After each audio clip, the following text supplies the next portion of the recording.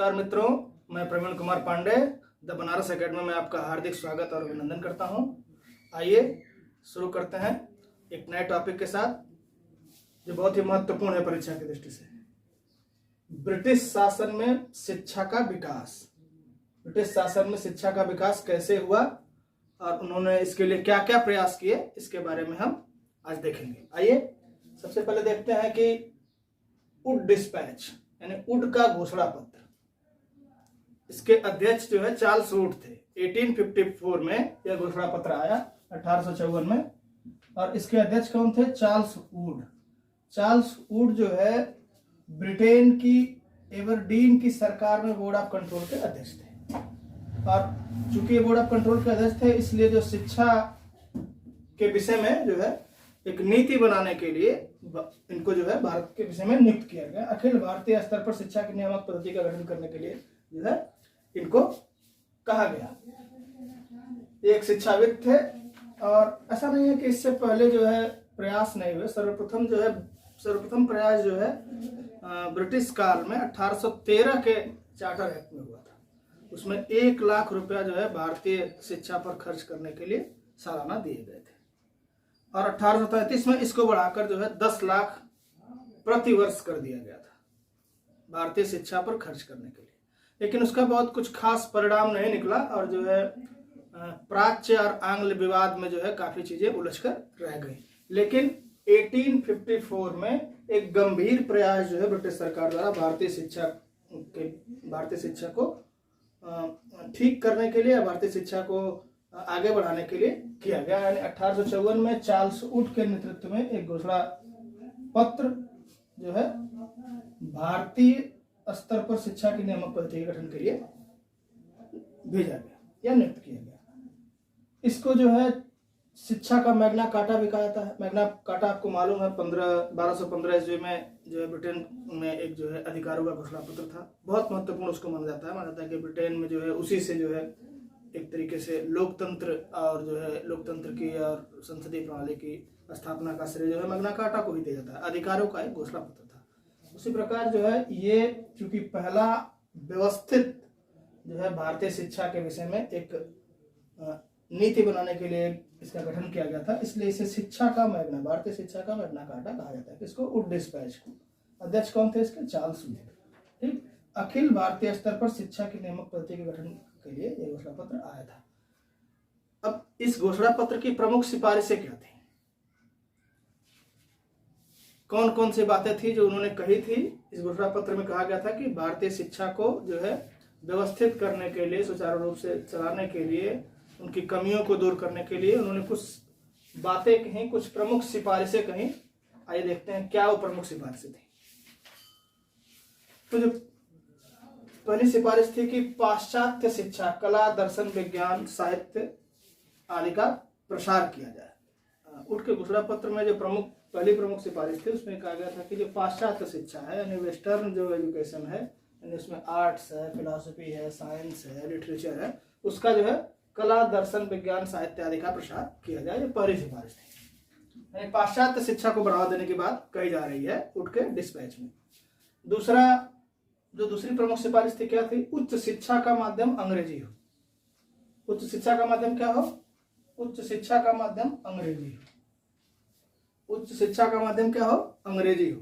अंग्रेजी जो है उच्च शिक्षा के माध्यम होने चाहिए, इस घोषणा पत्र में कहा गया। हालांकि इसमें यह भी कहा गया कि जो है देसी भाषाओं को भी, जो वर्नाकुलर लैंग्वेज है, उनको भी प्रोत्साहित किया जाए। उच्च शिक्षा का माध्यम भले ही अंग्रेजी हो, लेकिन देसी भाषाओं को भी प्रोत्साहित किया जाए। इसकी जो अगली सिफारिश थी, शिक्षा में निजी प्रयत्नों को प्रोत्साहन। वुड के घोषणा पत्र में यह बात कही गई कि जो है शिक्षा केवल जो है सरकार के द्वारा नहीं दी जा सकती संपूर्ण समाज को, इसलिए इसमें निजी प्रयत्नों को भी बढ़ावा देने की बात कही गई। यानी अगर कोई जो है अनुदान देना चाहता है शिक्षा को बढ़ावा देने के लिए, तो उसको भी जो है प्रोत्साहित करने की बात, उस अनुदान देने वाले को और समाज में वैसे व्यक्ति जो सक्षम है उनको देने के लिए प्रोत्साहित करने की बात इसमें कही गई। अर्थात शिक्षा में निजी प्रयत्नों को प्रोत्साहित करने की बात जो है चार्ल्स वुड के घोषणा पत्र में कही गई। चौथा है गांव में, अगली सिफारिश जो है इनकी, गांव में प्राथमिक पाठशालाएं खोली जाए और किसमें हो? देसी भाषाओं में। उड के घोषणा पत्र में कहा गया कि जो प्राथमिक पाठशालाएं हों, यानी जो है जो प्रारंभिक शिक्षा हो, वो देसी भाषाओं में ही दी जाए, और जो है गांव-गांव में जो प्राथमिक पाठशालाएं देसी भाषाओं में वर्नाकुलर लैंग्वेज में खोली जाए।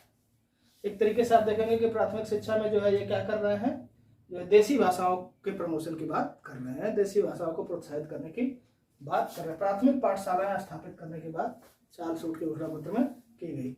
अगली सिफारिश क्या है, जिला स्तर पर हाई स्कूल व कॉलेज खोले जाए, यानी प्रत्येक डिस्ट्रिक्ट लेवल पर क्या हो, एक हाई स्कूल व कॉलेज खोले जाए, और इनकी भाषा क्या हो, एंग्लो वर्नाकुलर हो, यानी जो है अंग्रेजी भी हो और देसी भाषाएं भी हो। यानी हाई स्कूल और कॉलेज स्तर पर जो पढ़ाई हो किसमें हो, एंग्लो वर्नाकुलर लैंग्वेज में हो। अर्थात वुड के घोषणा पत्र में कहा गया कि प्राथमिक शिक्षा तो ठीक है, वो देसी भाषाओं में दी जानी चाहिए, ठीक, लेकिन जो जिला स्तर पर जो हाई स्कूल और कॉलेज खोले जाए उसकी शिक्षा जो है एंग्लो वर्नाकुलर भाषा में दी जाए, ठीक। इसके बाद अगली जो सिफारिश थी, 5 प्रांत बंबई, मद्रास, बंगाल, उत्तर पश्चिमी सीमा प्रांत और पंजाब में एक निदेशक के अधीन लोक शिक्षा विभाग की स्थापना करने की बात कही गई। लोक शिक्षा विभाग की स्थापना करने की बात कही गई। ये बहुत महत्वपूर्ण है दोस्तों। 5 प्रांत जो उसमें प्रमुख रूप से थे, कौन कौन, बंगाल, मद्रास, बंबई, उत्तर पश्चिम सीमा प्रांत और पंजाब। बंगाल, मद्रास, उत्तर पश्चिम सीमा प्रांत, बंबई और पंजाब, इन 5 प्रांतों में एक जो है निदेशक के अधीन लोक शिक्षा विभाग की स्थापना करने की बात कही गई। 1855 में स्थापित भी किया गया। इसी वुड के सिफारिश के आधार पर, चार्ल्स वुड घोषणा पत्र के आधार पर ही, जिसमें सिफारिश की गई थी, उसी के आधार पर 1855 में इन 5 प्रांतों में निदेशक के अधीन एक लोक शिक्षा विभाग की स्थापना की गई। इसके अलावा अगली जो सिफारिश जो बहुत ही महत्वपूर्ण है, इससे सवाल बनते हैं अक्सर, लंदन विश्वविद्यालय के तर्ज पर। किसके तर्ज पर, लंदन विश्वविद्यालय के तर्ज पर। लंदन विश्वविद्यालय के तर्ज पर, लंदन विश्वविद्यालय के तर्ज पर, लंदन विश्वविद्यालय के आधार पर 3 प्रांतों में, कलकत्ता, बंबई और मद्रास में, बंगाल, बंबई और मद्रास में जो है एक विश्वविद्यालय की स्थापना की जाए। यानी लंदन विश्वविद्यालय के तर्ज पर कलकत्ता, बंबई और मद्रास में जो है एक विश्वविद्यालय की स्थापना की जाए। और वुड के घोषणा पत्र के आधार पर ही, वुड के घोषणा पत्र में दी गई सिफारिश के आधार पर ही 1857 में, 1857 में जो है कलकत्ता, बंबई और मद्रास में जो है एक विश्वविद्यालय की स्थापना की गई। किसके तर्ज पर की गई, लंदन विश्वविद्यालय के आधार पर की गई। इसके अलावा जो है, अगर आप देखना चाहते हैं तो इसके अलावा जो है को बढ़ावा देने की बात की गई, व्यवसायिक एवं तकनीकी शिक्षा, व्यवसायिक एवं तकनीकी शिक्षा को प्रोत्साहन, व्यवसायिक एवं तकनीकी शिक्षा को प्रोत्साहन। यानी वुड के घोषणा पत्र में जो है व्यवसायिक एवं तकनीकी शिक्षा को भी प्रोत्साहित किया गया। इसके अलावा महिला शिक्षा को, बहुत ही महत्वपूर्ण है, महिला शिक्षा को भी प्रोत्साहित करने की बात इसमें की गई। महिला शिक्षा को बढ़ावा देने की बात स्वीकार की गई। बढ़ावा देने की को प्रोत्साहन किया गया महिला शिक्षा को। इसके अलावा जो है अध्यापक प्रशिक्षण संस्थान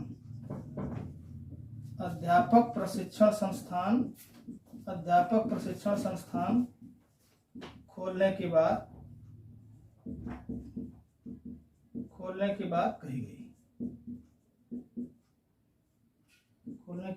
कही गई। अर्थात जो शिक्षक हैं उनकी ट्रेनिंग के लिए भी संस्थान खोलने की बात वुड के घोषणा पत्र में कही गई। ऐसा नहीं है कि केवल बालकों के विषय में ही, या जो है केवल शिक्षण प्रक्रिया के बारे में ही नहीं, शिक्षकों के बारे में भी अध्यापक प्रशिक्षण संस्थान खोलने की बात जो है वुड के घोषणा पत्र में कही गई। इस प्रकार आप देख सकते हैं कि जो वुड का घोषणा पत्र है, जो 1854 में आया चार्ल्स वुड की अध्यक्षता में, इसको ये इतना महत्वपूर्ण है। भारतीय शिक्षा के विषय में एक अस्थायी नीति कैसी हो, उसके बारे में जो है पहला एक जो घोषणा पत्र आया वो वुड का डिस्पैच था। इसमें जो है भारतीय शिक्षा के बारे में एक विशद जो है नीति बनाई गई कि प्राथमिक शिक्षा कैसी हो, उच्च शिक्षा कैसी हो, उसकी भाषा कैसी हो, व्यावसायिक एवं तकनीकी शिक्षा हो, महिलाओं की शिक्षा को कैसे बढ़ावा दिया जाए, विश्वविद्यालय भी खोले गए बम्बई, कलकत्ता और मद्रास में, ठीक। इसके अलावा लोक शिक्षा विभाग की स्थापना भी हुई। तो इस आधार पर हम कह सकते हैं कि भारतीय शिक्षा के विषय में यह एक महत्वपूर्ण घोषणा पत्र था और इसीलिए इसे शिक्षा का मैग्ना कार्टा भी कहा जाता है। यह प्रतियोगी परीक्षाओं की दृष्टि से बहुत ही महत्वपूर्ण टॉपिक है और इससे हमेशा पूछा जाता है। जैसे 1857 से सवाल पूछे जाते हैं कि जो है विश्वविद्यालय की स्थापना कब हुई, लोक शिक्षा विभाग की स्थापना किस घोषणा पत्र के द्वारा, किस शिक्षा आयोग के द्वारा की गई, ये सारी बातें पूछी जाती हैं। किसमें जो है महिला शिक्षा को बढ़ावा देने की बात कही गई है, ये सारी बातें पूछी जाती हैं। इस दृष्टि से ये बहुत ही महत्वपूर्ण हो जाता है और जो है उम्मीद है कि आप इससे जो है जो मैंने बताया है आपको, ये बातें आपको समझ में आई होंगी और जो है किसी भी परीक्षा में आए हुए प्रश्नों को आप यहाँ से हल कर पाएंगे। आपसे अनुरोध है कि आप मेरा चैनल दी बनारस एकेडमी देखते रहिए, उसको लाइक कीजिए, शेयर कीजिए, सब्सक्राइब कीजिए। बहुत बहुत धन्यवाद।